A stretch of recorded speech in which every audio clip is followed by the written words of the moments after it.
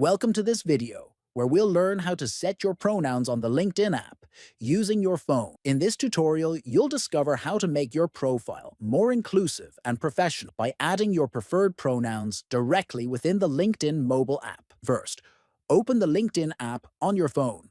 Then, tap on your profile icon located at the top left. Next, scroll down and select Settings. Once you're in the Settings menu, tap on Account Preferences. After that, choose the option called Name, Location, Industry. Once inside, scroll down until you find the Pronouns option. Tap on it to open the pronoun settings. Now you can select the pronouns you want to display on your profile. Finally, tap Save to confirm your selection and update your profile. Your pronouns will now appear next to your name, helping others address you correctly on LinkedIn.